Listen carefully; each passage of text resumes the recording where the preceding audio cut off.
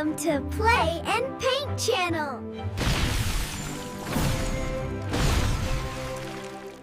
Peter மற்றும் டிராகனின் கோட்டை. நெடுங்காலத்திற்கு முன்பு அமைதியான ஒரு சிறிய கிராமத்தில் பீட்டர் என்ற சிறுவன் வாழ்ந்தான். அவன் நல்ல மனம் கொண்டவன் மற்றும் துணிச்சலானவன். ஒரு நாள் ஒரு சிறுமி டிராகன் காக்கும் இருண்ட கோட்டையில் சிக்கியிருப்பதாக அவன் கேட்டான். எல்லோரும் பயந்து அந்த கோட்டைக்கு செல்லவில்லை. ஆனால் பீட்டர் அந்த சிறுமியை காப்பாற்ற வேண்டும் என்று முடிவு செய்தான். அவன் ஒரு மர வாளை எடுத்துக்கொண்டு கோட்டைக்குச் சென்றான். கோட்டையின் முன் ஒரு பெரிய டிராகன் கர்ஜித்தது. ஆனால் பீட்டர் பயப்படவில்லை. நான் பயப்படவில்லை, அந்த சிறுமியை விடு என்று அவன் தைரியமாக சொன்னான். பீட்டர் தனது வாளால் கோட்டை கதவின் கனமான சங்கிலிகளை வெட்டினான்.